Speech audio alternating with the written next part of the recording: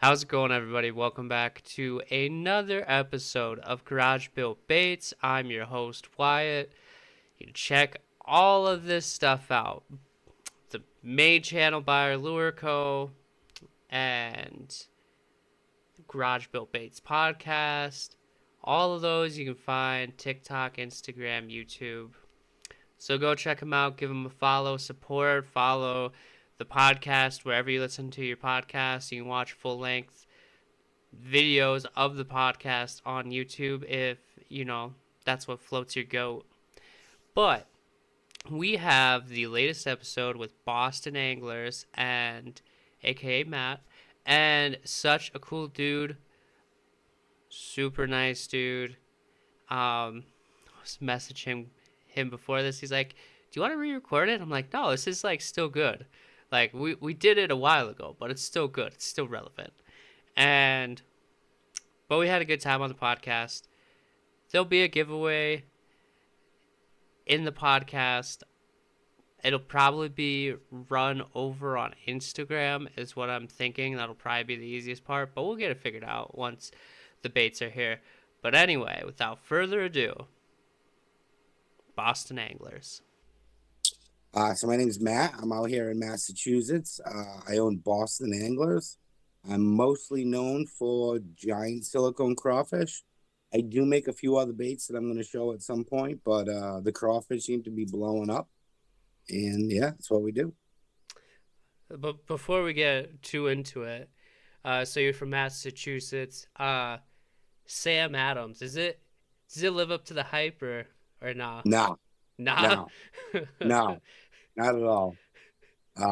At first, when it first came out, yeah, everybody was drinking it. You'd go to the brewery, you'd get a fresh pint. There's so much craft beer out here, they're kind of like forgotten about. Yeah, I don't know. I just remember the Sam Adams commercials where it's like your cousin from Boston. Yeah, yeah, yeah, yep, yep, No, I'm yep. I'm not a I'm not a huge drinker, but like even the craft beer scene like out here, like in the Midwest, is like pretty decent. But Yeah. um, no, but no, we'll keep diving into it. I just had to ask that question. I was just curious, No, but I hear you. I hear you. um, but anyway, so how did this like idea like all come about? Because you have these, most people think of like Craws.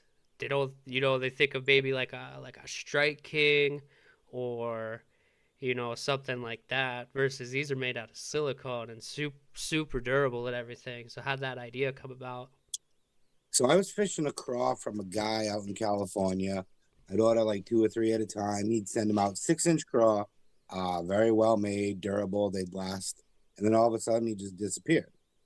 So I figured I had the resources and ability to build, make something similar.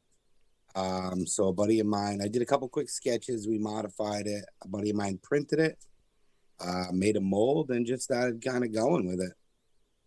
So it was more so like I wasn't able to get his anymore. I looked into another guy's, kind of heard mixed reviews. So figured let's, give it a go. I had no intention of ever like making baits to sell. It was basically just something for myself to fill the need of no longer being able to get these other baits. And then a few posts on Swim Bait Universe, and they're in 4 different countries and coast to coast. Heck yeah, dude. Well, I feel like it's like craws are just like a staple for Absolutely. just bass fishing. Like everywhere has them. I know, like even in our area, we have a ton of craws, and not. I feel like people don't capitalize on that bite enough. Even for Yep. like trout fishing out here is huge, and it's like those trout eat crawfish. Granted, they're not going to be chasing, something that big. But if you have like little crawfish imitators, like I tie up like little hair jigs that mimic Yep. that, and those get bit. Just like, well, I tell people that too that are fly fishing. I was like, do a craw pattern. Like if you're at this lake or this stream, craw pattern. Like it's Yeah. gonna crush them because they don't see that as much as the people throwing dry flies or anything like that. Right. So crawfish has always been part of my arsenal, kind of. Always have a crawfish. Always have a rat. They just get bit. Something about them. Um, I fish a lot of the river systems out here, so I mean they're everywhere, and they get to be pretty big. So when I came out with the first one I made was the 7 inch. Um, I started fishing this one spot, and I was on fire with them. They were just big fish after big fish. It just worked out good. Yeah, I I made the. You sent me some, and I sent a picture of the big one you sent me. This is the smaller one, but I sent a picture of my buddy. He lives in Rhode Island. I was like, holy smokes! I was like, look at this lobster. Like this Yeah, thing's huge. Plus, we got a I got a your sticker right here. We gotta check this out. Like for those of you that haven't seen like Boston Angler, hopefully I'll focus. But this sticker is just super sick. Like it's like the Old Bay, and I'm a huge fan of Old Bay for like all of my like seafood boils that I make and stuff like that. Gotta dump a bunch of that in. yeah, yeah. So I fell in with Taxed Fishing Apparel. Tony is an amazing artist. I kick him all kinds of crazy ideas, like the only Craw sticker, and then we had the screaming claw, like the Santa Cruz, and he just knocks it out of the park. The kid is just unbelievably talented. Heck yeah, dude. So before you started like making these craw baits, so you said you have a few others that you're working on. Before this, were you ever doing bait making or anything like that? So I was diehard into surf casting for years for striped bass, bluefish. So I used to turn striper plugs on a lathe, and that's basically how it all started. I do like a needlefish, Mm-hmm. some bottle poppers, just hooked myself. So it kind of all started. I am a carpenter and cabinet maker, so naturally gravitating towards wood was like in my element.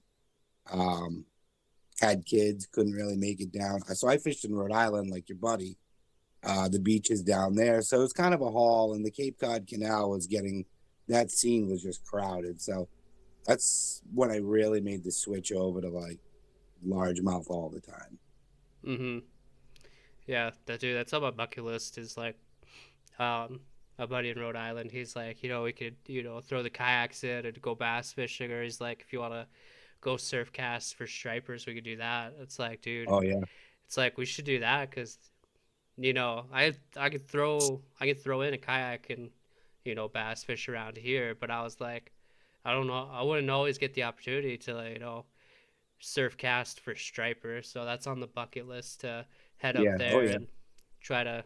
Dude, I don't even have to catch a big one. I just want to catch a striper. yeah. Well, if you go, so I make these 14-inch silicone eels Oh, jeez. specifically for stripers. I make them in black. And then I have, for some reason, pink has always worked for me. So I have them in pink, anatomically correct head, fins. I'll send you a couple, take them down with you. These have actually been producing some pretty big fish lately, which I'll be posting come fall time. I think I'll drop this bait on the Yeah. website. Um, but yeah, a lot of surf casters are using them. The canal guys are using them. Guys that run the jetties, same thing. Um, they've been in the testing phase because I'm trying to get the silicone consistency to be more fluid than the craw. But I think we're pretty much there. It's close. Mhm. Have you done any like soft plastic pouring at all, or did you just go like straight silicone to start with? So the first ones that I did were plastisol, um, but the smell is terrible, as you Mhm. know. And I have two young kids, so I didn't want, and they always want to be around dad. Mhm. So I didn't want to be pouring baits, them not being able to like come down. So I started just playing around with, different products. The first one I tried was like hard as a rock. There was no way I was fishing that bait. Progressively got softer until I found the right consistency that I liked Mhm. and just went with it. Yeah, yeah.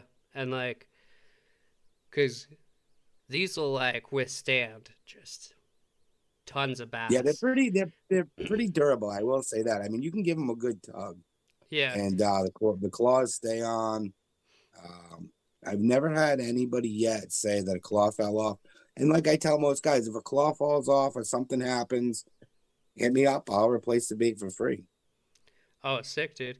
Yeah, the only thing like I would, and I wouldn't even worry about it because it is what it is. It's like catching a pike and having it, just tear it up a little bit. But I think there's like silicone kind of repair stuff out there to where you Yeah. could mend this up. I know other bait makers that do silicone baits would be like, oh, use this, that, or the other. Yep. Or I you think, could, dude. I mean, I do this for fun. I own a construction company. It's pretty lucrative. mm-hmm, Um, if you catch a good sized fish and you send me a photo of it, I'll send you another bait. If they bite it, if that fish bites it in half, I'll send you another bait. Um, I stand by what I make, so that just goes along with it. mm-hmm. Heck yeah, dude. Um, and like you're saying, maybe your first one was super hard, but like, so I just got this rigged up, um, you know, just EWG hook.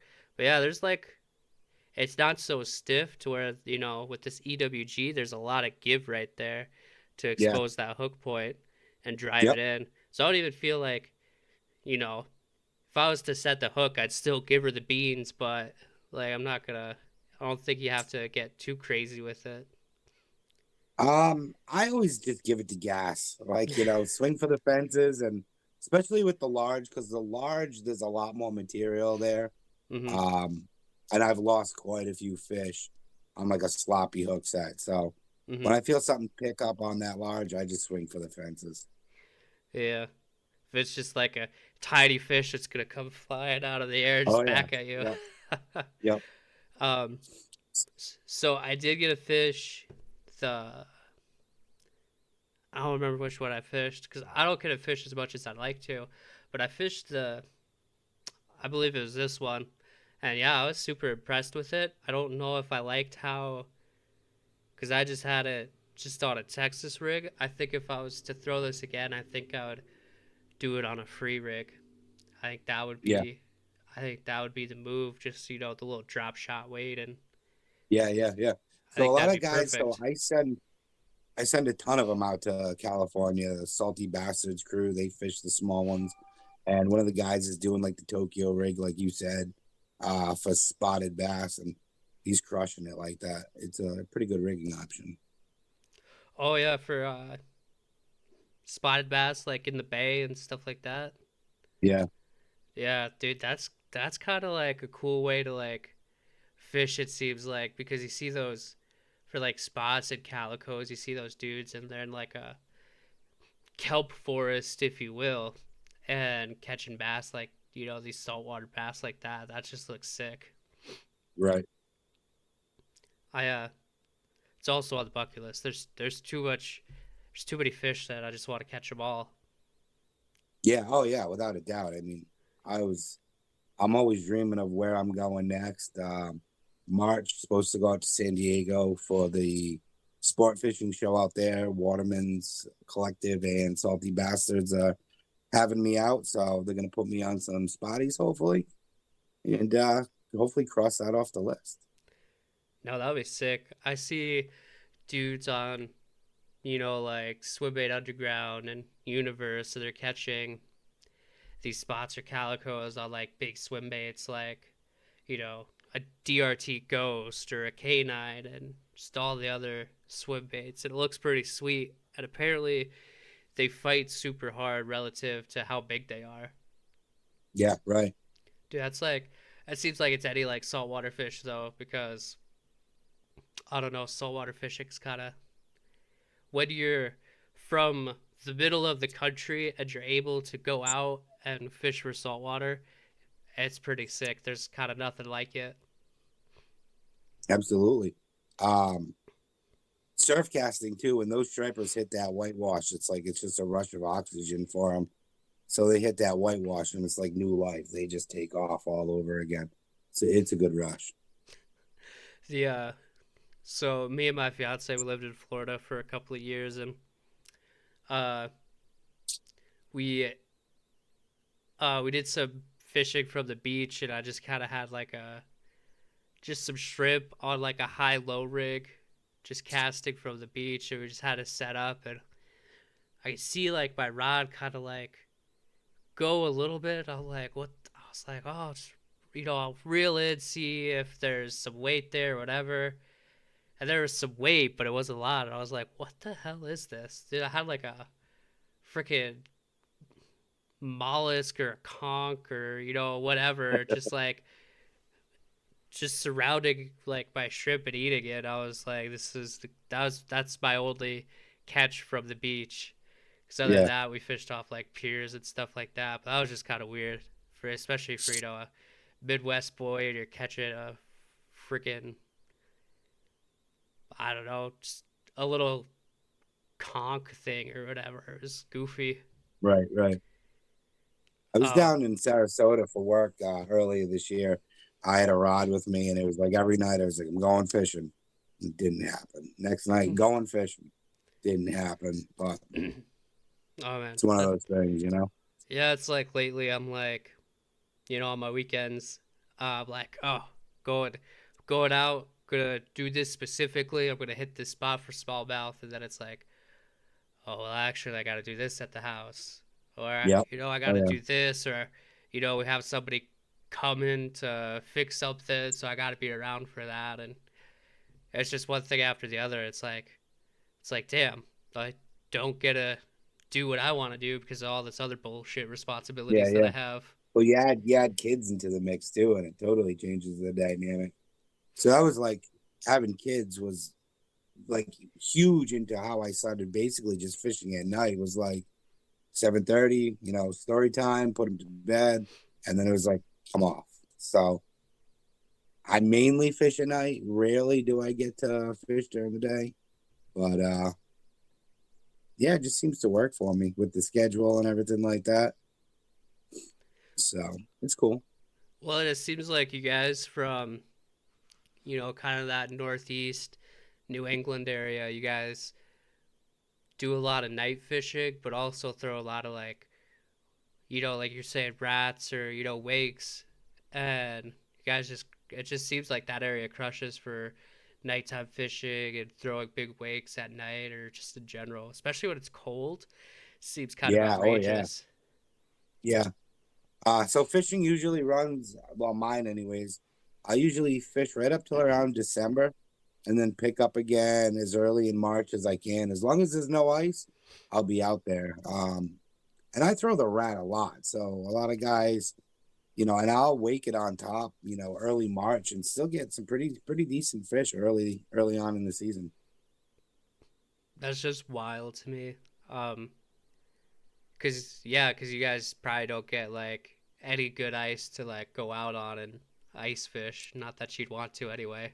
It's like it's hit and miss. Like last year, I don't go out on the ice at all. That's not my thing. Last year, my buddies they were out on the ice all year round, but the year before it was like open water all year round. So Hmm. it really depends on the year. Yeah, that's what it sounds like. Versus, you know, this past year, some of the ice was a little. I mean, there's still enough ice, but it's a little inconsistent in different areas.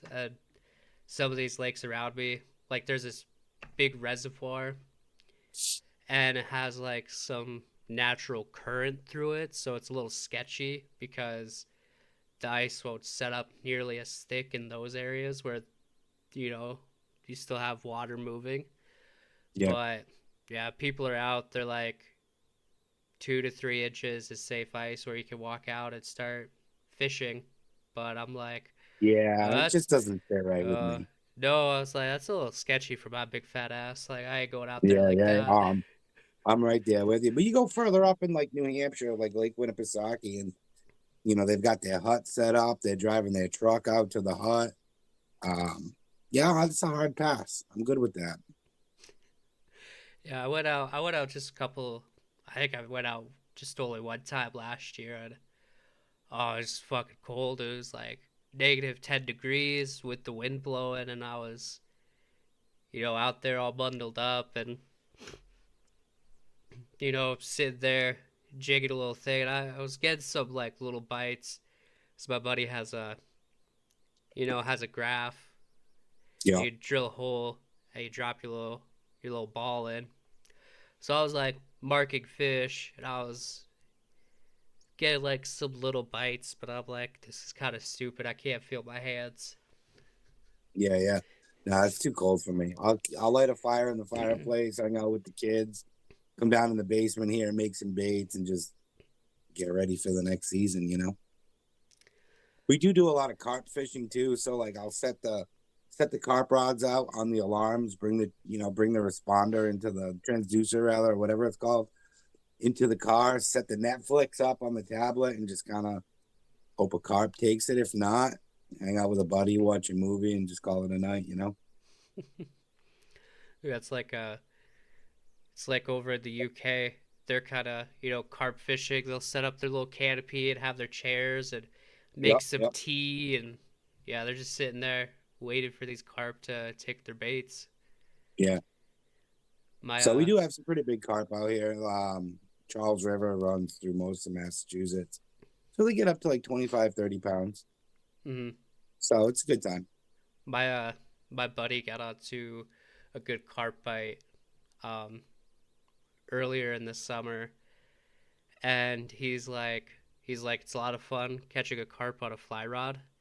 He's Oh, like yeah, yeah. he's like they're very particular though. Like they're like he's like you gotta throw that that fly just literally inches from their face, or they won't even look at Yeah, anything, and they're not gonna swim to go chase after baits or anything like that.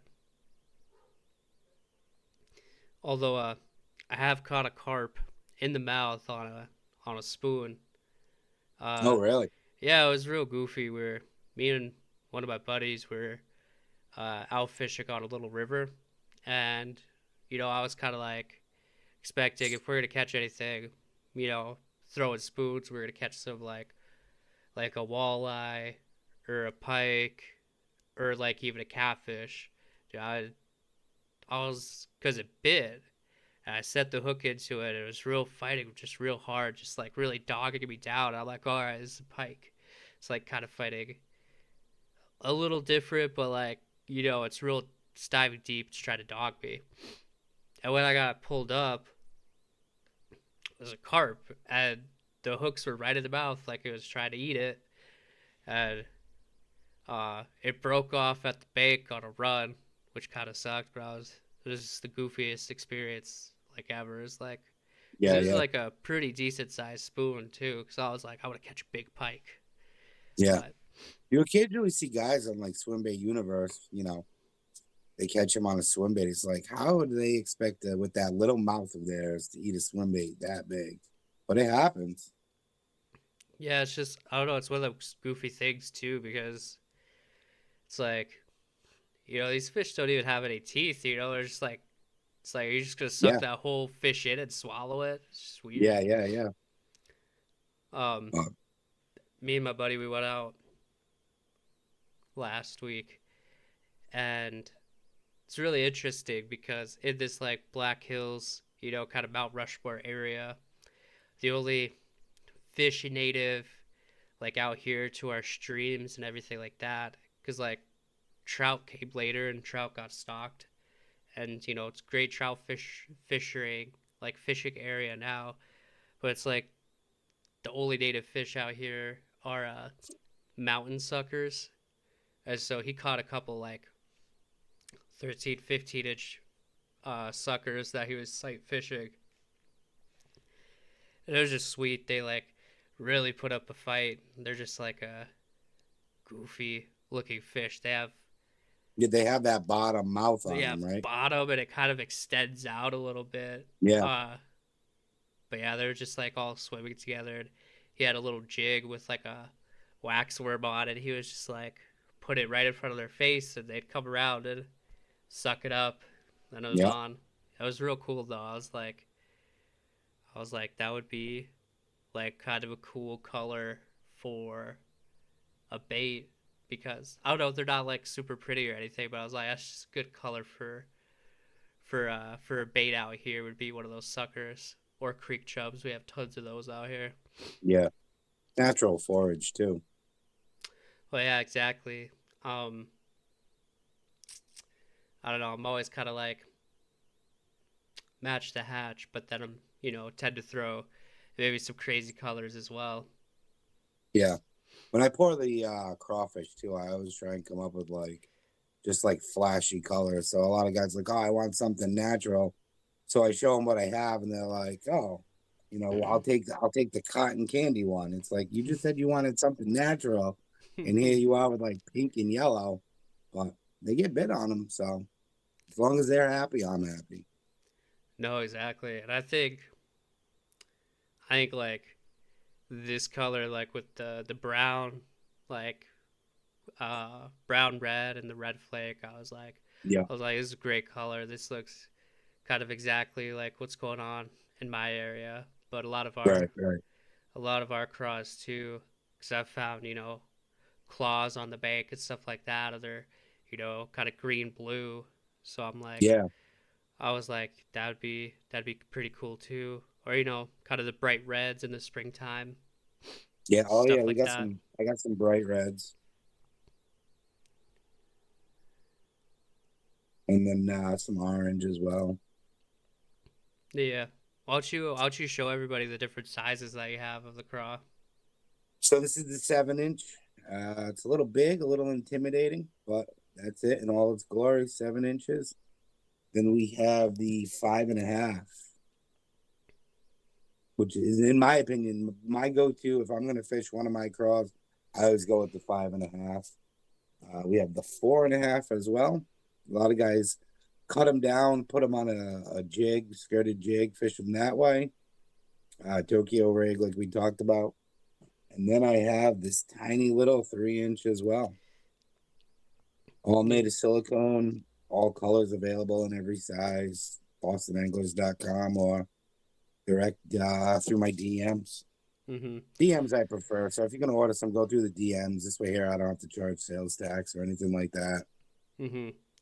Yeah, that like 3-inch size is if if you're gonna start, cause like up front, people might be like, oh, silicone baits are expensive. It's like, well, you're paying for the material at the time of the builder, but also this bait's gonna last you a long time. Like that They three do inch, last.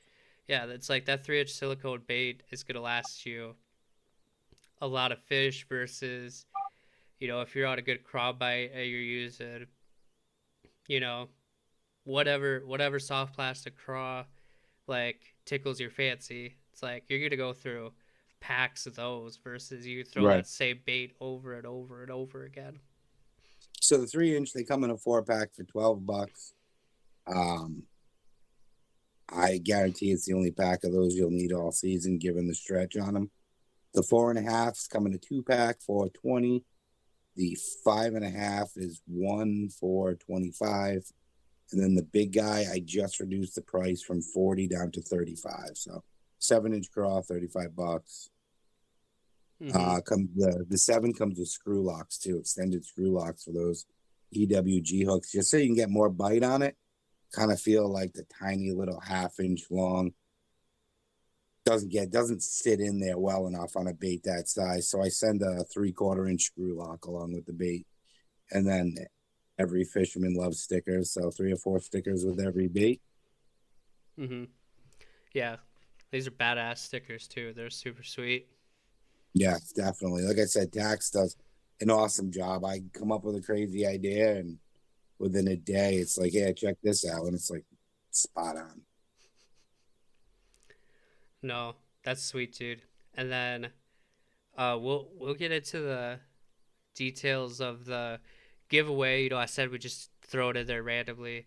Um, Yep, we'll do a giveaway for sure. yeah, so we're partnering up to do a giveaway. You're gonna win some of these craws. Why don't you kind of show what you're gonna win? So what we'll do for the giveaway is we'll do one 7 inch. We got this guy here in Cheeto fingers. We'll do two of the 5 inch. We'll do a ganja green. We'll do a black and red. The black and red does glow in the dark. We will do two of the 4.5s in this lunchbox color. Jeremy over on the East Coast came up with this color, so had to show credit where credit's due. So this is the lunchbox red. We'll throw in 2 of these. And then we'll also throw in a 4-pack of the 3-inch also in lunchbox. So you're looking at, a handful of baits for free. Heck yeah. And I'm just gonna run it on Instagram. We'll have details over there for when this episode comes out. But heck yeah, I really appreciate that. That's gonna be Yeah, absolutely. sweet. Yeah, that's a sick ass prize pack for people to win. Um, and try these baits out, and I think you're really gonna like them. Just a little bit that I was able to fish when I had some time, I was really happy with how they look at the water, how they move. They're pretty sweet, and you could put this, especially like a smaller one. You could rig this up to like punch. And I feel like this would just go through some of that slop pretty Oh yeah. decently, Yep. especially if you're hitting little holes in pocket, like pretty good. I don't think it's gonna So get they do hung have up. they have that punching weight that goes on the bottom there. Hmm. Guy in Rhode Island, Chef Chris, has rigs them up that way. Seems to have good success with that weight at the bottom, just dropping it in pads, grass, all kinds of stuff. I mean, there's countless ways to rig them. Hmm. Yeah, if you wanted to, because yeah, like you said, back of like a jig, I have this just rigged up on this EWG hook. Um, you rig it on like a beast hook or a Yeah. weighted Oh swim yeah. bait hook like that. Yeah, it's just pretty So I versatile. actually rig mine. What I do is, like I said, I fish the 5.5. This one's black and purple, glow in the dark. I have it on number 6 EWG, a 4-inch section of 50-pound mono with a bead and a half-ounce weight just to pull it down. So when you're jigging it, it kind of has that tail down, and then a swivel so I can just tie it on and cut it off when I'm done with it. Um, I forgot who it was, but he was rigging them like this, and I was like, wow, that's perfect. But there's countless ways. Every time somebody gets a bait, they show me a new way that they're rigging it. I'm eventually going to have to do a page on my website of all the different rigging options just because I've seen at least 24 of them so far. Hmm. Yeah, it's just whatever you like. I've kind of just always been partial to just throwing, you know, like soft plastics or stuff like this. Just throwing it on a Texas rig. It's kind of my confidence way to throw baits. So throw soft plastics and creature baits. So um, we went to this area and there's just a lot of cattails and stuff like that. We didn't get to fish a whole ton, but yeah, I was just dragging it through there, and I was like, this. I was like, oh fuck, this looks really good. Yeah. Um, Oh, yeah. just throwing it on braid, and you know, I'm a little goofy. I kind of like to throw baits on underpowered rods, but Yeah. Yeah. Yeah. that's just me. If because there's a lot of material there, especially if you have a bigger one. So probably throw this on a little more stout rod versus what I'm doing. But I kind of like to live dangerously. Yeah. No, yeah. That, I mean, don't we all? They do. So the 7-inch weighs in at 3.5 ounces. I mean, it's once you have it rigged up to you, pretty close to 4 ounces. I mean, it's a beefy bait. The 5.5 comes in just under 2 ounces. Um, and then the smaller ones, I think the 4.5 ounce and a quarter, and then the 3-inch. I mean, I don't even. It's so small. I don't even think the weight on that thing matters. Yeah, at that point you're just throwing it on your jig rod or whatever, like Exactly. frog jig rod. Something a little more stout to drive that hook in. Um, Yep. what So you showed the craws, you showed this eel you're working on. So like, what you mentioned that you have some other baits that maybe you're working on or you make while we kind of go through that. So we're working on a hard tail for the 5.5. So it's almost going to be like a hybrid. So it'll be from the The body forward will be silicone. From the back, it'll be a hardtail. And that's going to be either jointed or with a jig hook. So we're working on that currently right now with lazy baits. And then we got a few swim baits in the works. We're going to keep a little tight lipped. But one of them's big, 10-inch swim bait. Should be good. Hopefully next year we'll send some testers out early next year and then see where it takes us. Yeah, so from like the tail back, that's gonna be like jointed, and this is gonna be hard back here. This is gonna be soft. Yeah. Yeah, Yep. so it kind of just like will like articulate or you know. Yes, exactly. So there'll be two options. One, you can cut it off. It'll have a hook on it. You can run the hook as you normally would. So the hook will obviously come out where it normally does. And then the back tail will be a hard bait. And then there's another option where you'll use the screw lock that I include, put it on, there'll be an eyelet instead of a jig hook, and then you just twist them together and run an like a number 4 EWG on there. So it'll be like kind of like a hybrid style bait. Hmm. No, that'll be really sweet. Um, and then I guess just like with this craw in general, it's just super clean. Like it looks good. You have like some of the branding, like all the like all the claws. You have like the M there. Um, Yep. what is the So M? the funny thing about all that is, so my name is Matt McNeil. That's what the M's are for, obviously, Matt McNeil. The whole Boston Anglers thing was a carp fishing club that me and another guy had done. We were fishing tournaments, so we were kind of like, we had an Instagram page for like posting stuff and whatnot. So he just decided he didn't want to do it anymore. So I still had the page, and I had donated some baits to Swim Baits for Autism, and it kind of just took on the name Boston Anglers. So I do have craws that have two M's on the claw, and the name is Boston Anglers. But again, I had no intent of it going as far as it did. So Mm-hmm. kind of just went with it. It just worked out. No, that's awesome. And I've seen you do other things, like you said, the swim baits for autism, and I feel like that's super popular. A ton of people, you know, buy tickets for that raffle. You can win some cool stuff. Um, but also recently, you did I see you participated the John Outdoors, his Yep, big uh, swim baits for cancer event, and that I seemed like did it was that one. pretty Yep. successful. Yeah, put And then we together a did nice prize pack. yeah, so that was two baits and a t-shirt. And then we did the flood relief, Texas flood relief. That was also two baits and a t-shirt.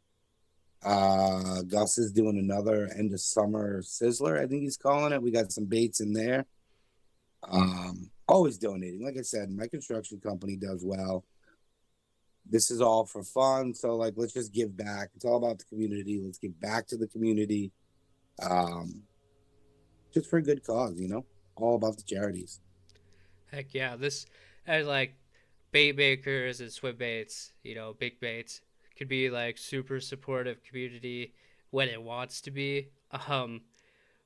But like, yeah, it's cool when everybody can come together and like support something awesome. Um, because I put a bait in too for John's event, and I hope the people that want it like it.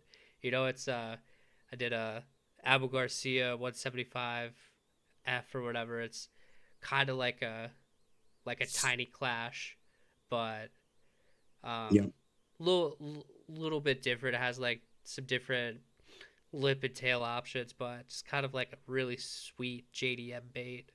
Um, because I had bought a couple of them intending for myself to fish them, and then he started coming out with the event, and I was like, wow. I was like, let me give back a little bit because Yeah. everybody's been super supportive with this podcast and everything. So I was like, I'll try to give back as much as I'm able to. So, um, yeah, because it seems like people really, enjoy the podcast. So I try to give back as much as I can too, and you know, give out other people support when I'm able to.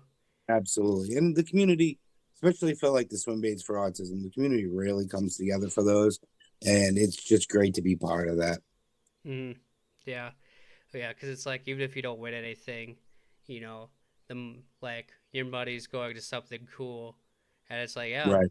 maybe you could win something, super sweet. Otherwise, it's going to a good cause, and you can't be mad about that. Like it's a, you know, luck of the draw. So, Absolutely. And they're run the events themselves are run good. They're fun to watch. Even if you don't watch anything, win anything rather, and you watch it, it's a good time. yeah, it's just fun joining on the live, and you see people all commenting and interacting. So, yeah, it's a good time. I don't like. Oh, I remember last year for the swim baits for autism. It was um I had to like stay and work overtime or something. So I was like, shoot, I'm like getting on Instagram on my phone and putting on the live while I drive home, and I'm like, well, I hope my cell phone service holds out to where I can, listen to this and not watch it because I'm driving home. But I was like, I hope I can, listen to this and you know Yeah. just kind of still be a part of it. So it's all fun. It's funny too, because those events, it's like you have them, you know that they're coming up. I always want to see my baits get raffled off. Um, but then all of a sudden, like day of, you're like, oh, the event's tonight, this and that. And then you forget about it. Hmm. And then you end up logging in and come to find out your baits have already been raffled off. But it's like it's still a good time. Hmm. Um, no, and like you were saying, like so, like this community can be super supportive because you have, people help you, people can help you with design, or there's cool people out there that you know will do, help you with stickers and shirts and stuff like that, and just like the there's just everything with this, bait making and community and everything like that. Because Absolutely. you guys have some sweet shirts too, kind of like the one you wear, kind of the Yep. uh, Rasta reggae colors. So this is actually I can't show you the back yet. So this is gonna be for a drop that's coming out with one of the guys from Salty Bastards, very talented musician. But so it's the Rasta logo, his logo on the back, and then the bait drop is the ganja green inside of a marijuana tube with his logo on it, for an event next month. So these Salty Bastard guys, they have a meetup every month. So I'm gonna sponsor one of their events and then do the bait drop at the same time. They're really supportive of me, so I like to give back to them as well. Hmm. And how long is like your website been up? Because I feel like when we first started talking and interacting with each other, I didn't feel like it was up yet. So a crude version of it came out um early August, and then a guy that I do work for on the construction end is really good at websites. He looked at it and was like, "That's shit. That is terrible. What are you doing?" And I was like, "Yeah, it's just a basic e-commerce." And he's like, "Dude, that is so amateur." So I gave him all the login. He prettied it all up. So it's been going better now for Hmm. about a month. But like I said, best way, hit me up on DM. If there's any blemish baits, I usually throw those in. So with the website, it's basically just, see what I got and then just, hit me up on the DMs and I'll take care of you. Heck yeah, man. Um, Kind of backtracking a little bit. What who's like rats are you throwing when you do get a chance to go out and throw some big rats? I only throw two kinds of rats. I throw the one piece elude zombie. Something Hmm. about the swim on his bait. I caught my PB on Friday with the chocolate actually, which is right here.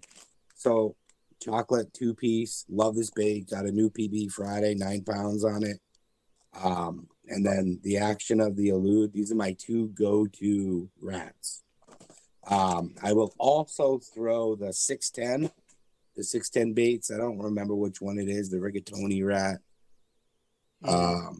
Eric makes a great rat, but for the most part, it's either the eludes or the chocolates.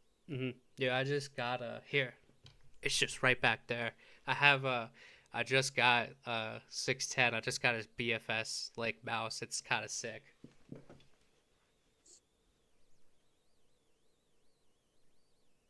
Fuck. It's in the car. So you're talking about the macaroni mouse? Uh, I don't know It's if like a little that's. three-inch single hook. Yeah, just a little single hook has a tiny pink tail on it. Just like Yes, great little. bait. I actually just got a couple of them the other day. Yeah. Caught like a little pounder on it when I was throwing it around Saturday night. Um, Eric's baits and the eludes swim similar. Eric's kind of has more roll to it, which I find triggers more bites when they're being finicky. Um, I kind of don't like getting Eric's hung up in a tree or a lot of the urban areas I fish is like stolen bikes and sharping cots. The eludes are a little bit easier to get, so I don't Mm-hmm. feel as heartbroken when I lose one of those. But Eric's baits are top notch. Mm-hmm.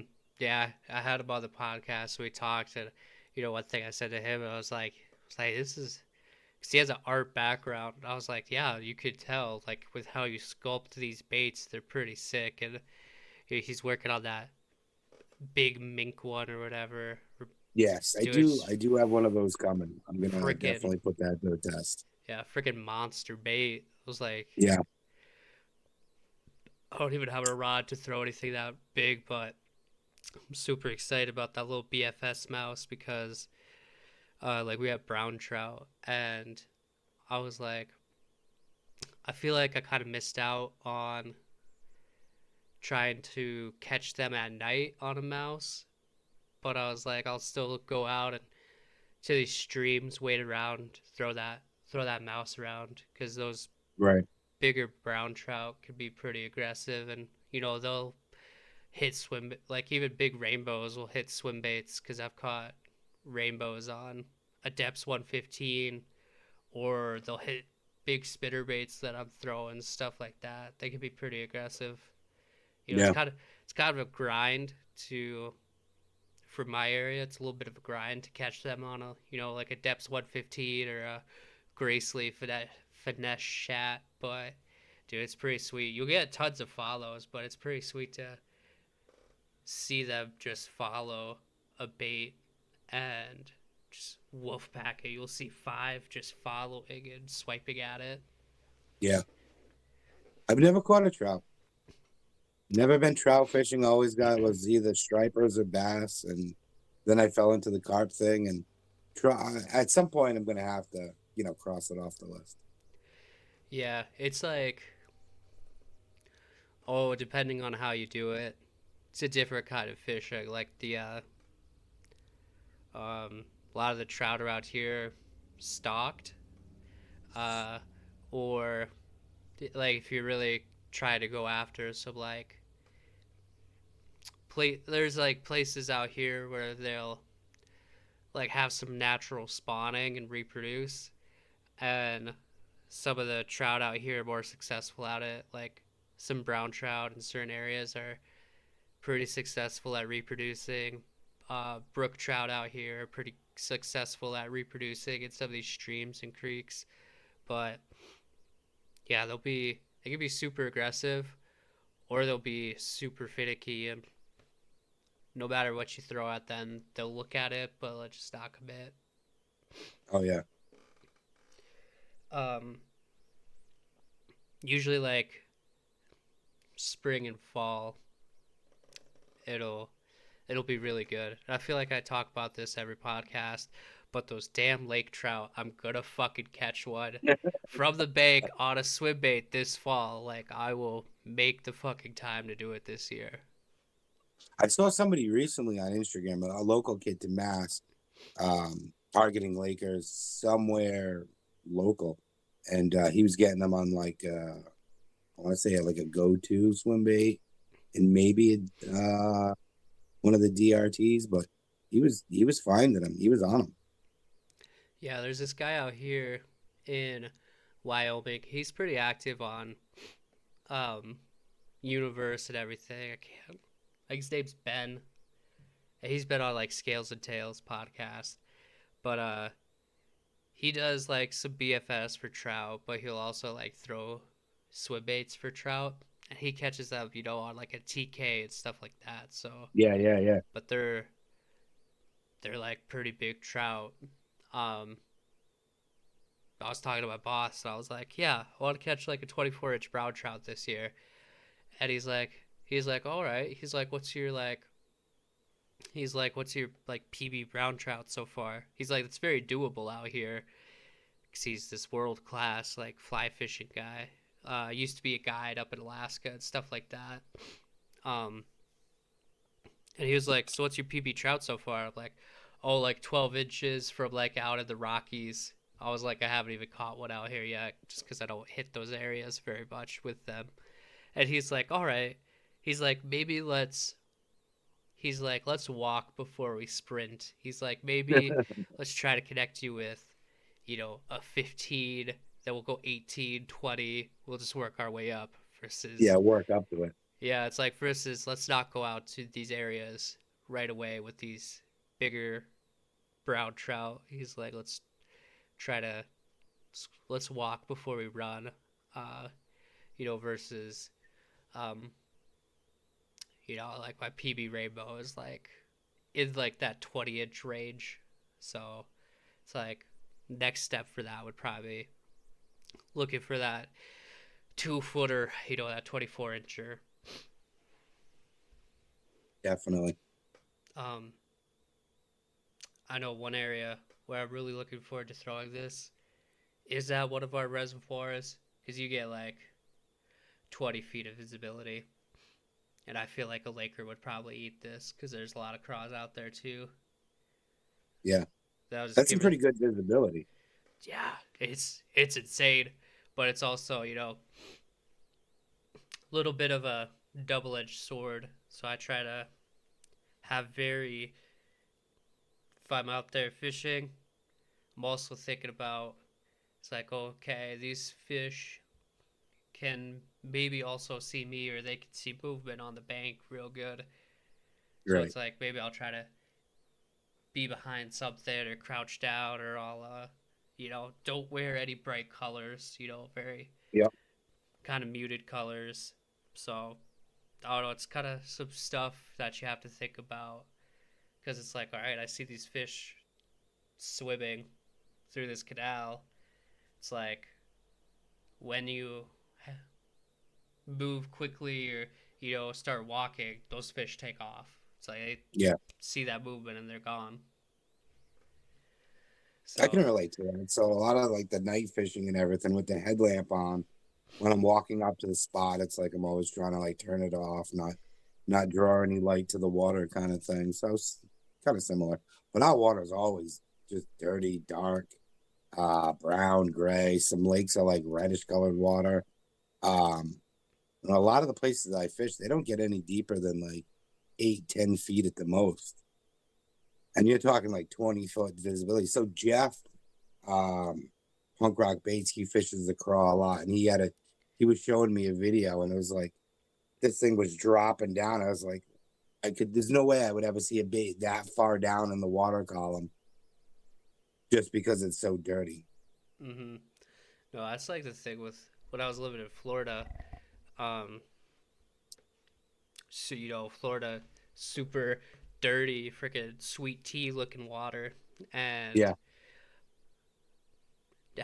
I felt like I had no issue with it, um, just because it's like, all right, we're gonna switch up some of our colors, to throw black and blue, something that's gonna like really have a good profile, stand out. So, and then frogs too.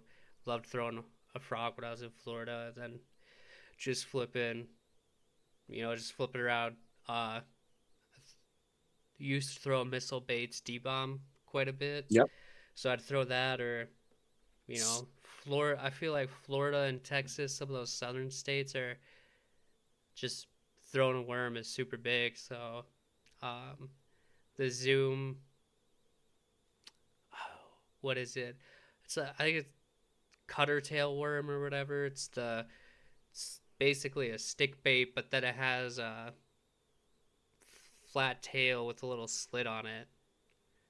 Like, I don't know, cutter tail worm. I can't remember, but I throw that a lot. Yeah, That worked real good. Caught some nice bass down in Florida doing that. Seemed kind of like a staple down there. I saw a lot of other people throwing that bait too. yeah, yeah. Do like the locals. Oh yeah, except the locals were like, um, I was like, what do I do if I catch a gator? They're like, oh, just take it off the hook, throw it back. I was like, I'll just probably buy another, $5-6 frog. I don't know if I Yeah, want to yeah. mess I'll with cut my this. line and let it go. Oh man, yeah, cause those like little baby gators, they probably key in on frogs because anytime I was throwing a frog, I'd have them chase it after it. And I'm like, well, it's like reel in real fast. It's like I'm not messing with this. It's Yeah, like yeah, throw my bait in another. And they're just set up where these bass would be set up too, because I'm throwing it on top of the slop and on top of the lily pads, and then I'd have a blow up, and I'm like, go to and I'd miss, and I went to throw it back into the lily pads again, and then I started looking. I was like, dude, that's an alligator. It's like that yeah, wasn't a yeah. bass. It's like that's an alligator, dude. A buddy of mine had caught a largemouth last summer, the summer before, and he was wearing the GoPro, taping it all, and all of a sudden you hear him go, "Oh shit! Oh shit!" He starts running backwards, and the gator just running right after the bass. Grabbed the bass. Luckily, the lure came out of its mouth, and he just turned around, swam away with it. Yeah, it's a little different from my liking, but Oh, well, then and like, to get it all on film too, that was pretty cool. I think some of those because we fished in areas like some of these ponds and whatever. Um, I feel like those gators are kind of get conditioned to chase after bass that are hooked because they're fighting, flailing around, and yeah, these like gators get smart to, oh hey, that's Yeah, a oh yeah, easy meal because we had one in particular just kind of follow us around while we were fishing and it was just watching us and just waiting for us to catch something. And it's like, all right, luckily this time around we didn't catch anything because yeah, we were a little bit sketched out because it wasn't a small gator either. looking for that easy meal. What part of Florida were you in? Oh, we were in Central Florida. We were like a mile from Legoland. Oh, all right. Yeah, it was a whole new experience coming from the Midwest and then living down in Florida. But it was real funny too with because I was working at a lawn and pest company and I met a lot of people from like New York and Jersey and Boston and Yeah, going oh to yeah. some of these houses and um yeah, It's it not was. all Disneyland when you get down there. Oh dude, we went to Disney. We went to like Disney Springs uh one time. We were living there kind of towards the tail end of COVID. Um so stuff with the parks was still kind of goofy. Um but yeah, we went to some real cool areas like some of the springs that they have down there and um you know did a lot of outdoor stuff that we could, which was also a little bit sketchy because it's like, all right, it's like some of those remote places where we hiked, like out in some of these nature reserves. It's like, all right, we hear hogs around us, you know, Yeah, right. grunting and scuffling around, or you'd be walking around a lake and it's like, all right, there's these freaking 10-foot alligators on the bank, you know, whole Yeah. different world down there. Saw Oh yeah. didn't luckily I'm a little sketched out by snakes, but luckily we didn't see any uh you know, copperheads or cottonmouths, stuff like that, because that would have been. Apparently, those cottonmouths are kind of a-holes too. Like, Yeah, they're pretty apparently, aggressive, aren't they? yeah, because like out here, there's this place called Reptile Gardens, and that little cottonmouth that they have in their aquarium kind of thing, kind of an asshole. He'll like sees people and he's already mouth open, like ready to mess Jumping you up. into the glass. Yeah, yeah. It's like, oh, you're kind of an asshole. Like, you guys have that reputation and you're living up to it. Yeah, they live by it. Right, right. We don't have too many snakes out here. Um, Spiders lately are just out of control. I've been to like just last night I was out fishing and I mean this spider was like massive. So yeah, I'm just gonna back away from this area. The snakes don't scare me. It's the spiders. It's it's got some funny colors on it. I bet you if it bites you, it's not gonna feel good. Yeah, I was at work yesterday. I was in the classroom and I was like handing out pencils to the kids and um cause I mean I don't know cause I know do you know I don't know if all the viewers know like I'm in juvenile corrections Yeah, and I knew that. yeah so I was gonna make a comment about giving a pencil to an inmate, but oh we had they're little like golf pencils, they're tiny. um but yeah, cause in the classroom hand out pencils, I'm counting them when I collect them all. It's like, all right, I'm supposed to have 12 here. If I don't have 12 here, we're gonna have issues. yeah, um yeah. But I hand out pencils. There's this wolf spider on the ground, and they get pretty big. Oh yeah. And they're you know supposed to be an outside spider, but that classroom's kind of close to where the uh, outside rec area is. It's like sorry, so probably crawled in from outside, but big old spider. And I was passing out these pencils. And I was like, it's like, is this even real? And I like put my foot near it, like on the ground, and it moved away a little bit. I was like, oh shit, that's a Yeah. real They're spider. quick too. They move pretty quick once they get going. Yeah, and our teacher, she was a little sketched out. One of the kids stepped on it, and I gave him a Kleenex. It's like, all right, just throw it away. But and they were joking with her. They're like, oh, probably came in, probably has an egg sac somewhere. And Yeah, yeah, our teacher, she was like, I hope not. Like that thing was huge. And I was just in here alone with it earlier. Holy yeah, yeah. smokes! Never mind the inmates. It's the spider you gotta look out for. Oh yeah, it's yeah. Don't kids are fine. Like that spider is a sketchy thing. Right.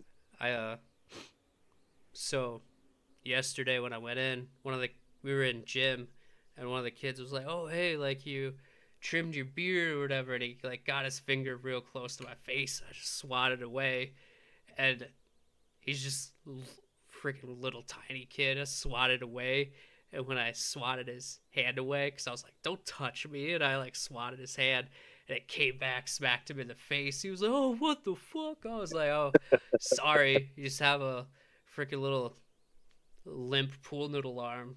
Just didn't know my Yeah, own yeah, strength, but also don't touch me." yeah. Primarily, don't touch me. Yeah. Nah, all these kids like whatever. Maybe they've murdered somebody or something, but I don't know. Are They they could. that bad? Oh yeah, we're a federal facility, so Oh no shit. yeah, so kids from all over the country, murderers, rapists, like um. But then we also have local shit ass kids, but I don't know. Usually the kids that are federal, it's like all right, you guys have already done your heinous crime. Um, because if a kid's if like a kid their case goes federal and they get designated to a federal facility, they can be held up until they turn 21, and then they'll go to either they'll get out or they'll go to an adult facility to sit out the rest of their time.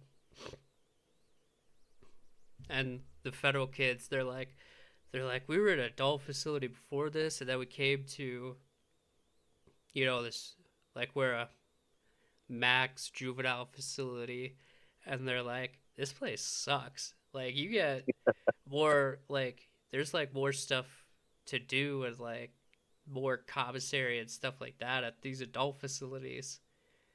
And it's like, well, our commissary is based off of your behavior, not your ability to have your family or whatever pay for it. Yeah, yeah, yeah.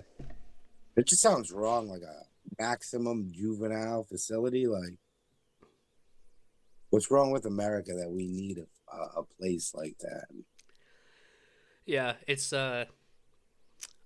probably not a place that I want to work at for too long. Yeah. It's it's like whatever if I could potentially get like stabbed or beat up. Just it's not even that for me. It's like God, these hours suck. Cause like this What is my hours do you work? um. So I've stuck it out long enough to where I've been able to get on day shift.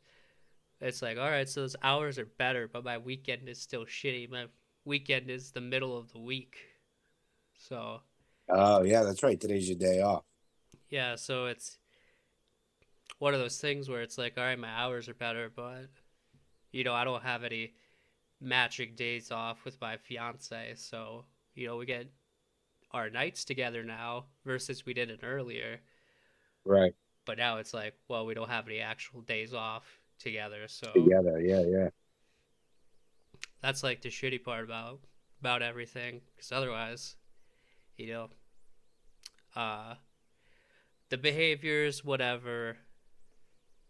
Because I mean, it's like they're kids. Their brains aren't fully developed, so they're very impulsive about some of the stuff that they do. But I tell you what, though, the girl fights way better than the guy Oh, fights. girl fights in high school were like way better than the guy fights. The the guys will usually start off with like sucker punching another guy versus the girls will just like it'll escalate to where they both stand up and go after each other. It's not Yeah, yeah. slapping and hair pulling, but it's like I respect you guys more for just Yeah, yeah, yeah. not More starting off. aggressive fighting. Yeah, it's like not just starting off with the sucker punch. Like you guys are actually squaring up and Yeah. getting after it. Versus it's like you only like kind of won that fight because you started off like running up and punching somebody while their back's turned to you. Yeah, yeah. I don't get any fights at work, just, you know, building whatever. I do a lot of like commercial retail spaces, stuff like that. So occasionally you get into it with an electrician, but other than that, there's no hair pulling or anything like that. Yeah, that's good because I don't.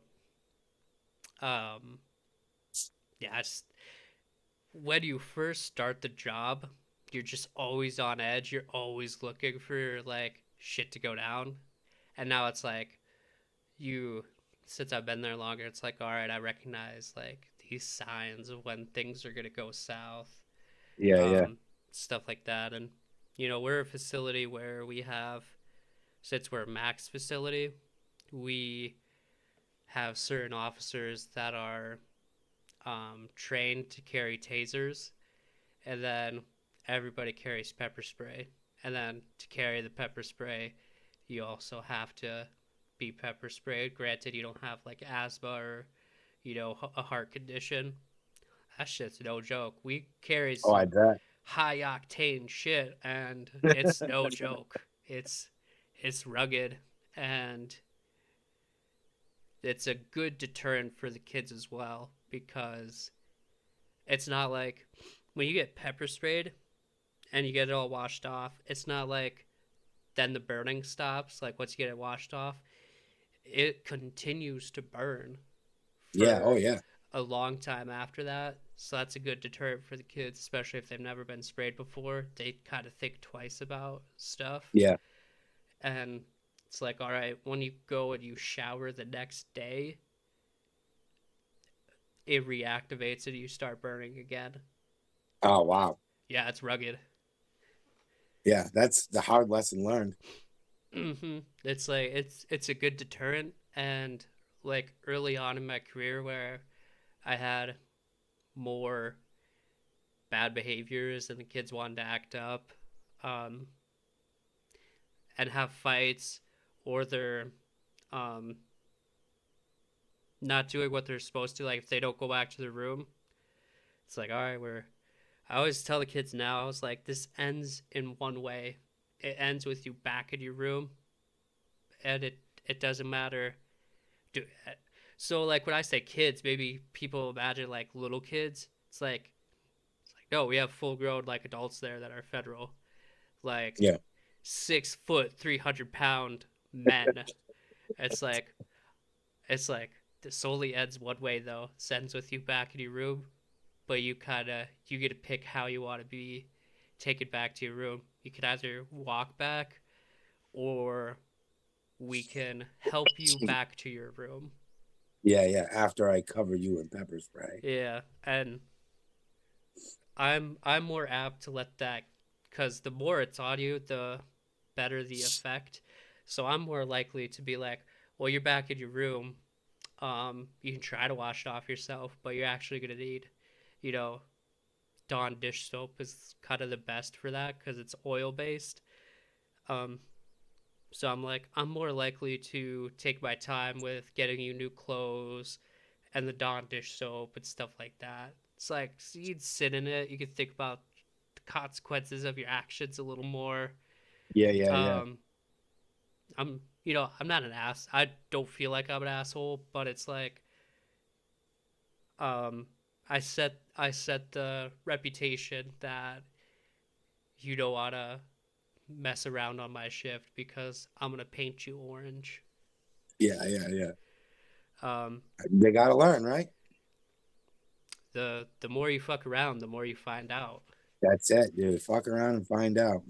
Yeah, but I mean, these kids are fine.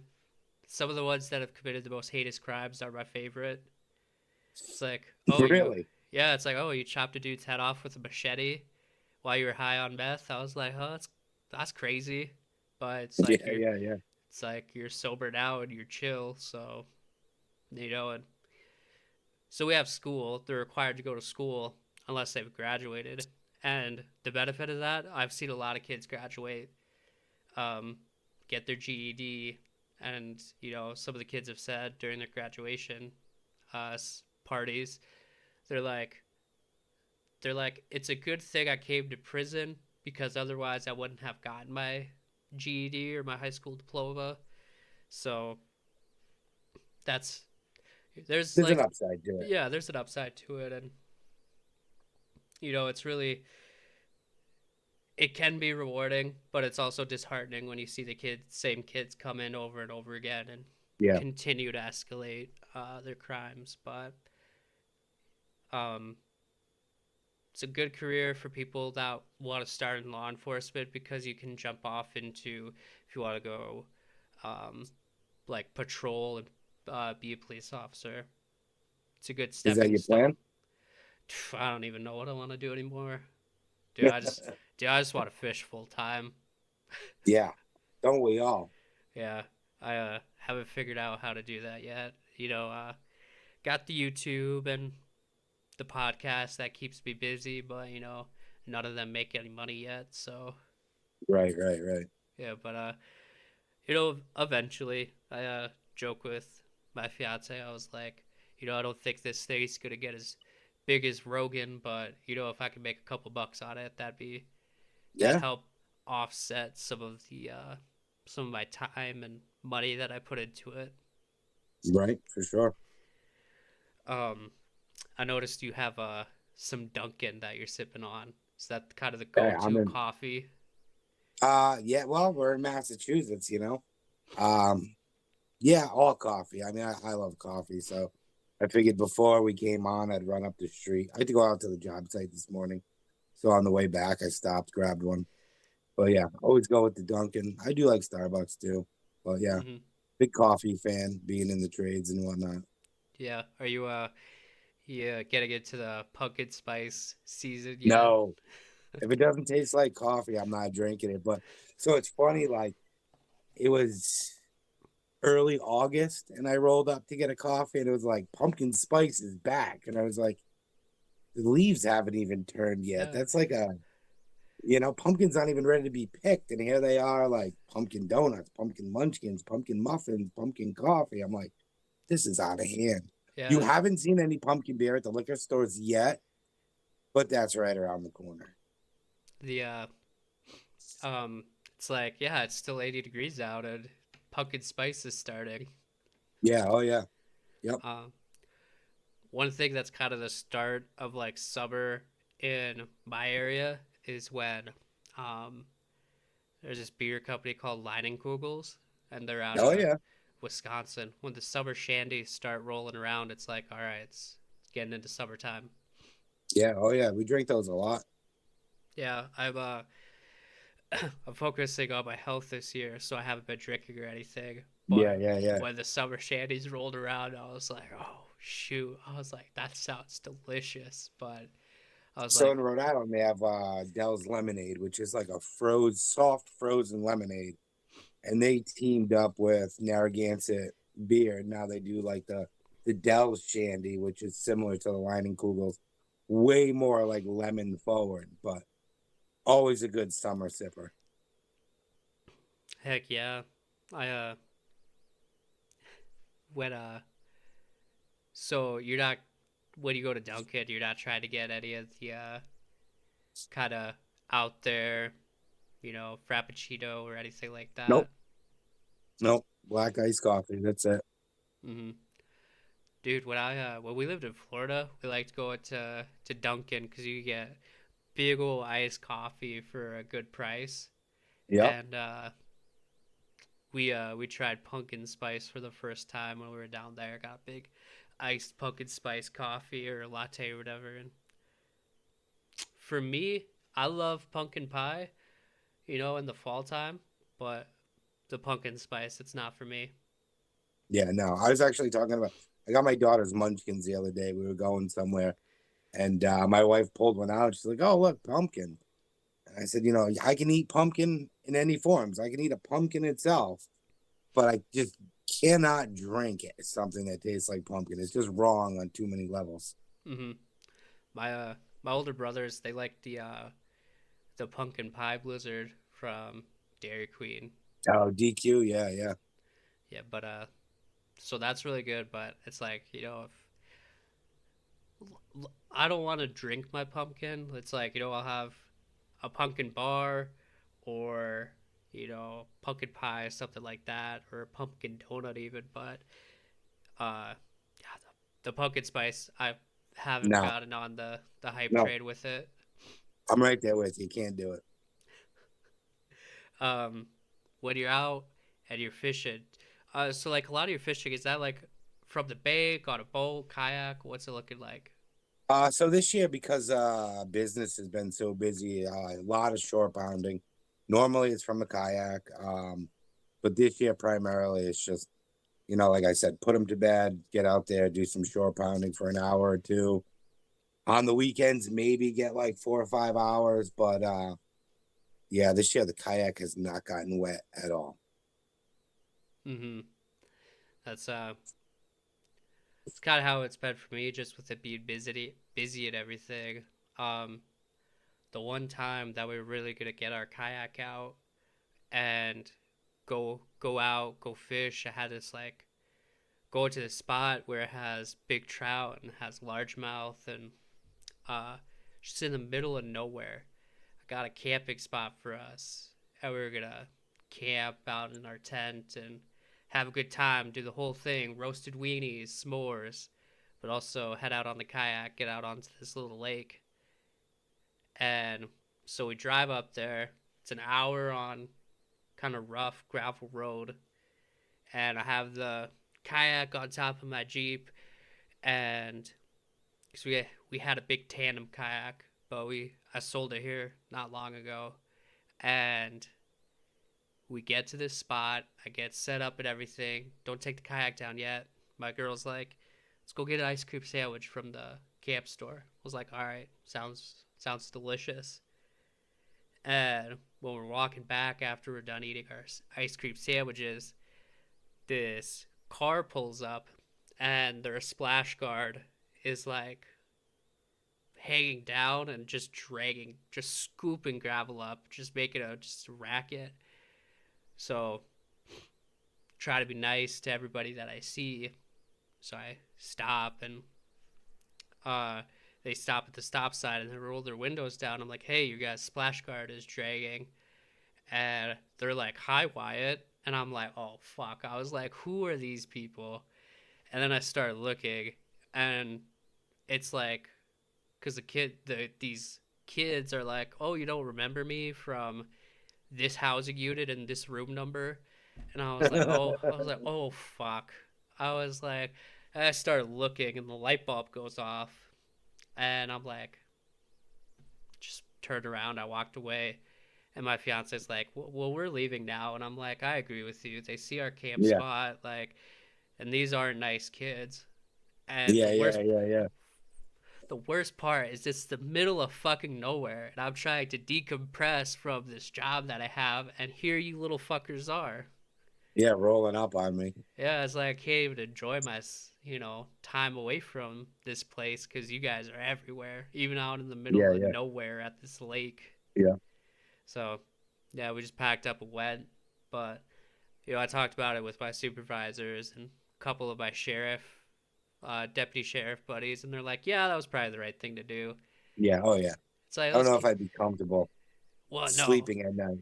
Yeah. Well, it's like, hell, if it was just me, I don't give a fuck. It'd have been what it is. It's like, you fuck around and find out. But, it's my fiance is with me, and, I don't want her getting into any shit or, Yeah, anything like that. repercussions from the job. Yeah. Oh, it still kind of pisses me off, but, Yeah, yeah. I was like, so still have yet to fish that really cool lake in the middle of nowhere. Um, but yeah, fuck. Haven't. You'll get there. Yeah, and I've since sold the kayak. I'm kind of thinking of, or not kind of. We're gonna get a paddleboard because that just seems like the move. I'm gonna get a big one we can both be on, and um, we can pack it up, and um, they just like it's just super convenient because they just pack up smaller, and I don't have to put this 100-pound kayak on the top of my SUV. It's kind of been a bitch. Oh yeah. I have a trailer for the kayak, so I have a small SUV, so usually just hook up the trailer and go. But like I said, it's like, all right, you're in bed. Here's your story. Here's your water. All right, I'm gone. So just get out there, do the best I can. I've had great luck this year. So maybe Any next year will bring more opportunity to get the kayak out. mm-hmm. um any midnight fishing snacks that you're bringing with you? Lately, I've been about the beef jerky. So there's a guy out in Connecticut, Old Glory Jerky. I usually order his sweet and spicy. So a bag of that, usually a Dunks, and yeah, we're off. That's how even get a Dunkin' like that late at night with the coffee. Oh yeah, yeah, yep. Man, I Got to stay true to my New England roots. so have you always been from that area? I grew up in Rhode Island. Grew up in Northern Rhode Island. Met my wife. We bought our first property. She's from Mass. Bought our first property just over the line, and I've been in Mass for like 15 years now. Mm-hmm. That's pretty epic. That's kind of what it's all about. But yeah, I grew up. I was in Rhode Island for 28 years. Mm-hmm. Um, it kind of seems like the fishing, just based off of like talking to my buddy and talking to you, it kind of seems like the fishing is a little bit similar. It's like bass fishing and then going out and trying to catch stripers. Oh yeah, stripers, bluefish. Yep. Yeah, that's like one of my biggest regrets when I lived in Florida is not fishing the salt as much as I would have liked to, but then also trying to get in. I wish I would have tried to get in on the big mullet run down there. Matt had to go run and briefly do something. So there's a jump in conversation here, way different than what we were previously talking about, but it's all good stuff. So childcare is stupid expensive. So we have a nanny, and she just rolled up with my youngest. So the dogs must have heard her pull in and figured freedom was a few steps away. Dude, that's just like, dude, that's like out here too. I mean, just probably all over the country, but we were talking to my friend and they got two young kids and it's like holy smokes, it's like that's how much you pay for childcare. It's like yeah, basically have to have a full-time fucking job just to pay for your Yeah, childcare. yeah, oh yeah. So we got lucky. So during COVID, um, we only had one at the time. During COVID, the daycare shut down, and my wife can make friends with anybody. Made friends with one of the people that worked there. So she would come to the house. My wife worked for the government at the time, so she was essential. So she would come to the house, and then eventually we had another one.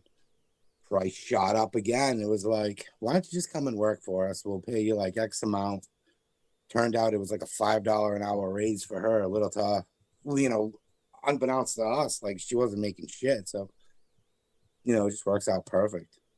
Mm-hmm. Yeah, dude, it's just crazy. That's part of the reason why. I mean, there's other reasons, but it's like we're not gonna have a kid until um we could figure something out. It's like if you could work from home or if um you could just be home full time and we could figure out Yeah. expenses that way because I mean, on top of having the kid, which is super expensive, it's like yeah, then you got to think about childcare Oh, eh, yeah. for a It's almost like a while. second mortgage. Yeah, yeah, it's crazy. Um and yeah, I don't know. That's not in the books for us right now. It's We we're started, I mean, we started late. So I've been with my wife for over 20 years now, and we only had kids. I'm 43. I had my youngest was born 2 weeks before I turned 40. So like, you just hold out as long as you can. I feel like the older you get, the more ready you are for them too. Like, I don't think at 30 I could have been the kind of father I am now. So it's like you just roll with it. yeah. Well, because us living on our own and having full time jobs and all of our own bills and everything like that. I was just like, because my family, I'm one of six kids. Oh Had a wow. had a huge family. I was just like, holy. I was thinking about it. I was talking to my brother. I was like, holy fuck, how did dad do it? Because Yeah. my mom was stay at home and raising us, taking care of us, doing all the household stuff. It's like I don't know how dad did it because it's like it's fucking expensive out here, all this Yeah. other crap versus, uh 30 years ago, 30 plus years ago, you know, prices and things were different, but still it's like it's like that's wild you guys did it. Oh yeah. And my dad's since retired and doing his own thing. So, and my parents, once everybody was out of the house, my parents moved away and now they're closer to the grandkids that brother my brother has three little kids. Um, so they're closer to them and can hang out with the grandkids, babysit when they need to, all of that. Oh yeah. Yep. Um, That's a but good thing. I mean, grandparents, aunts, uncles, guaranteed babysitters. My sister doesn't have kids, so like once a month, she comes, she gets them, spoils the shit out of them, brings them home on a sugar high, and it's our problem for the rest of the day. yeah, well, my brother, he has three kids, but two of them are twins, boy and a girl. So I told my fiance, I was like, you better watch out. I was like, our first time around, we might have a set of twins because I have other twins in the Yeah, it's in the family. genetics. Oh yeah, I was like, you better watch out. And she's like, you know what? If we had twins, we wouldn't even know any better. We would just make it work. So Yeah. it is what it is. Yep. They say too, like you start having a kid and it's so terrible and you're tired all the time. Like I tell everybody that, from my based on my experience, like if a friend or a coworker or whatever is having a kid, it's like when they sleep, you sleep. When they eat, you try and eat. Like you just fall into their schedule and you go with it. Some of the best years I find is like the early ones. When Mm-hmm. they start talking and have a mind of their own, that's when you're in trouble. Yeah, you're like our buddy's kid that it's like holy smokes, little kid. Like he's probably about 3 right now, and uh he we see them fairly often, but it's like still amazes me. It's like, all right, you know both our names, you know what vehicles we drive because you ask about them, Yeah, yeah, yeah, and you talk to us about different things. It's like you're kind of a smart little dude, aren't you? You're and I see my other friends' kids like coming out, going fishing with them, or they bring them with when we go fishing. So it's like, well, we got to switch up our style. We can't just go go go. Like we gotta yeah, slow our pace down. But dude, it's really sick when you have a 5-year-old hook into the fish of a fucking lifetime. You're a little jealous yeah, then of yeah, a 5-year-old as yeah. well, Oh, yeah, yeah, yeah. Yep. because My youngest, obviously, she sees like the bait making, the packages going out the door. So their nanny will bring a lot of the packages every day to the post office. Um, and obviously the fishing, they always ask to see photos. So, her first question is, "What's your favorite bug?" And then she'll ask, "What's your favorite animal?" And then she throws everybody for the loop. And she's like, "Well, what's your favorite bait?" And they're like, "What the hell is she talking about?" I'm like, "I may have a fishing problem, and she knows about baits, so she wants to know what baits you're into." And they're like, "That is the weirdest question for a 3-year-old." I'm like, "Product of her environment." yeah, it's like, oh, she's just gathering data to like just Yeah. crush Oh, them. yeah. Yep. Yep. Um, It's when my oldest started calling me the master baiter. I was like, "That no, we're not gonna go there. We're not gonna go there. We just dad makes baits. That's it." no, my biggest fear is like if or when we do have kids, it's like I want to ease them into fishing. Like it's like, all right, we'll go out to some of these spots with like good bluegill fishing. We'll hammer bluegill for like half an hour. Then if you want to leave, we'll leave. Or if you want to do something else, we'll do something else. I don't want to like force them to just sit there while I fish, you know. Yeah. Uh, I've cause gotten them into. I've taken them carp fishing a few times. Like, mm-hmm, load some Netflix on the tablet. Hey, listen, we're gonna bring our chairs. We're gonna bring some snacks, the tablets. We're gonna, Dad's gonna set up the rods, and if we catch something, cool. So like, they enjoy that. It's like go sit by the river. You know, always get the munchkins for them from Dunks. Tablet. Make the best of it. Usually when mom's out for the day, it's like we're gonna go fishing. mm-hmm. No, there you go. The last fall when my buddy came out and his 5-year-old came out and we were doing some fishing and that little kid's been fishing since he could freaking walk. Not even potty trained, but he could walk around and hold a rod and be fishing. Um, Came out, caught first 10 minutes, caught a 20-inch, like almost a 21-inch rainbow, and Oh wow. yeah, on a little storm paddle tail that he was swimming along. And it's like, all right, setting the pace of the day, catching a huge Yeah, yeah, yeah. fish. Dude, just Thanks, fat. kid. Yeah, just fat fish too, like freaking belly rolling over his small little hands. Yeah, yeah, Um, yeah. Good for but him. he let everyone know that he caught the biggest fish of the day and that we sucked. That's a Yeah. fact, I bet. Oh yeah. But it was one of those things where it's like, I can catch fish whatever.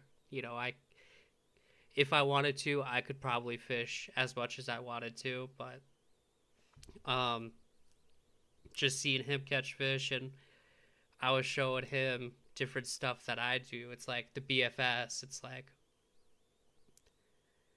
fishing with BFS is a lot different, but he kind of picked on up on that pretty quickly after I adjusted the reel for him a little bit more, but also like throwing swim baits. I had a depths 115 tied on, and he got the hang of that pretty, like casting that and working that. Yep. Um, Seeing fish chase it, so I got him excited, and whatever fish that I caught, I let him reel them in. So my buddy was like, He's like, "That's very big of you." He's like, I don't think a lot of people would have let my kid like reel in their fish. It's Yeah. whatever, dude. I'm just out here to enjoy myself, and if Yep. he's Yep. if he's getting really freaking excited over these fish that I've caught a lot of, like the excitement's not there as much for me unless it's a huge fish. Cause yeah, we were going through the bite was just on. We were catching a lot of fish, so it's like yeah, you reel in some of these because you're excited every time you see these fish. Yeah. Heck yeah, dude. Um, For uh, sure. fuck, dude. I feel like we've been going here for a while. Oh yeah, definitely have. I was gonna go back to work, but it might be a good opportunity just to go fish for the rest of the day. And it's your day off. You should be out fishing too. Yeah, I got some stuff to do. I'm fuck, I got stuff to do tomorrow. I got my calendar right here. I got stuff to do tomorrow as well in the morning after I drop my fiance off at work. Well, that's one of the Yeah. ways we try to spend a little more time together. It's like, well, I'll drive you to work. We can Yeah. Yeah. hang out for that little commute and talk and listen to music, do whatever on our way there. Um, It's all about the quality time. well, exactly. So I was like, oh, I might hit up that smallmouth place tomorrow, but uh, Calendar got is telling you otherwise. calendar is like the fuck you are. Yeah. Yeah. Yeah. Uh, Well, I'm glad we were able to finally do this. I mean, we talked about it for a little bit. Um, Stoked on the giveaway. We'll come up with something, collaborate on a post. Winner will mm-hmm. get a handful of craws, and yeah, we'll go from there. It's been a great time. Yeah, where can the people find you at? Like websites, socials. Instagram, Boston.anglers and BostonAnglers.com on the web. There we go. Well, Matt, I appreciate you taking time to Absolutely, come Wyatt. out here Thank you and so do much, this. dude. Appreciate it. Yeah, yeah, dude, this was epic, and I think the viewers are gonna like this one, and Yep. one of you lucky people is gonna have the opportunity to get a few of these, and I'll get it to you as fast as I can, so you can go out and fish before it starts getting real Yeah. cold. So I'll put them together in the. I've got them all. I showed them all. They're all in a pile. I'll get them packaged up. I'll have the nanny run them to the post office tomorrow, and then when this drops, we'll come up with something, and you can send it right out. Yeah, I think just You know with what? Let's sweeten the deal. Let's sweeten the deal a little bit more. Let's throw an extra large T-shirt in there. there you go, extra large T-shirt. Us big boys, we need need that XL. Absolutely, Uh, I'll throw it in for you as well. oh, I'm a 2XL. I got you. I got you covered in the Oh two yeah, XL, buddy. dude, That was one thing about ordering shirts. It's like I would order XL and 2XL, and I was like, large XL, 2XL. I got everybody covered. Oh no, you need the 3Xs. There's the dudes that want the 4Xs. It's like, how many X's can you add to this list? oh man, there's this dude that I watch. Like I've always been into like lifting weights and everything like that, powerlifting. But there's this dude, world's strongest man, Brian Shaw. He's like, fun fact, he used to like go to school out here in the Black Hills, and then now he lives in Colorado. But dude's huge. He wears a 5XL T-shirt, Wow. but he makes that 5XL like it's still like kind of tight on him. But he's Yeah, just a yeah, yeah. dude. He's a brick shit house. That's crazy. Yeah, I don't know if you've ever heard that expression. Oh, So, absolutely. oh, yeah. Absolutely. Use it all the time, actually. But yeah, we'll throw in a t-shirt with the raffle, and it'll just be an all-around great package. 4, 6, 8 baits and a t-shirt. Heck yeah, dude. We'll get that out to some people. But yeah, really appreciate you coming on. This was epic. Excellent.